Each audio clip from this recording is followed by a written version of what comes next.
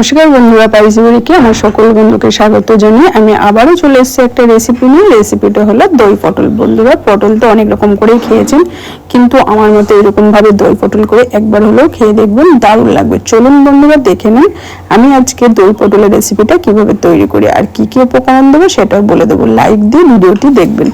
আর যে বন্ধুরা এখন পর্যন্ত চ্যানেলকে সাবস্ক্রাইব করেননি অবশ্যই সাবস্ক্রাইব করে পাশে থাকবেন।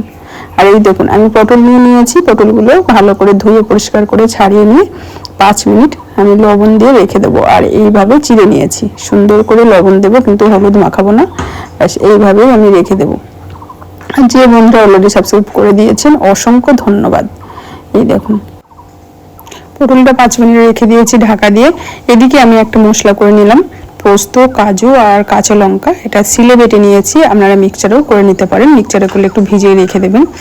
এদিকে কড়াইটা বসিয়ে দিয়েছি, কড়াইয়ের মধ্যে সরিষার তেল দিয়ে দিয়েছি। সরিষার তেলটা একটু বেশি পরিমাণে দিয়ে আমি গ্যাসটা মিডিয়াম ফ্লেমে করে পটলগুলো এবার দিয়ে দিয়েছি। আর পটল লবণ দিয়ে রেখে দিয়েছিলাম, অনেকটাই জল বার হয়েছে।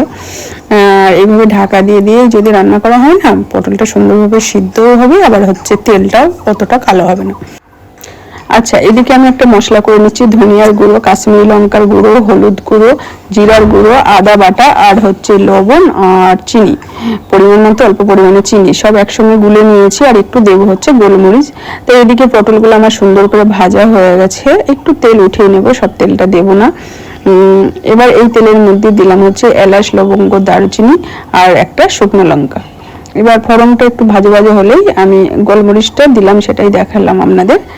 গোলমরিচ একটু দেওয়ার পরে একটু গুলে নিয়েছি, মশলাটা গুলে এইবার আমি দিয়ে দিলাম কড়াইয়ের মধ্যে। এবার গ্যাসটাতে মিডিয়াম ফ্লেমে করে এবার একটু জল দিয়ে দিলাম, মশলা ধোয়া জলটা।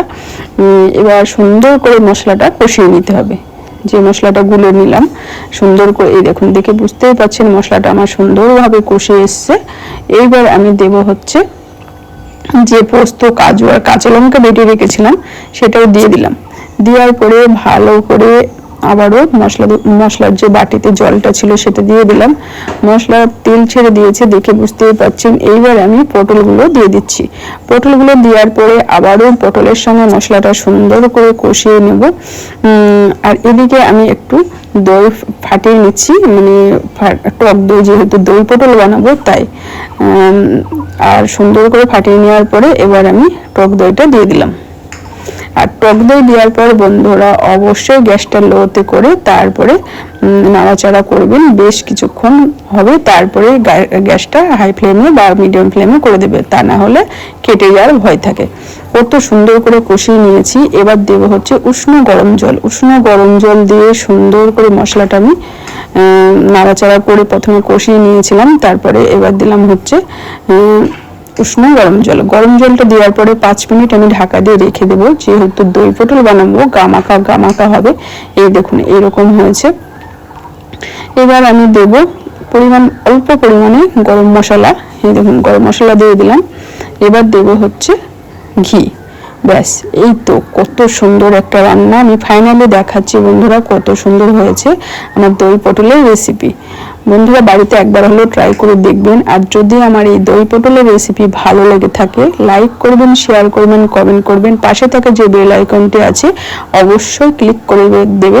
তাহলে বন্ধুরা আজকের মতো এইটুকু, দেখা হবে আরো নতুন নতুন রেসিপি নিয়ে। গরম ভাতে তো জাস্ট জমে যাবে।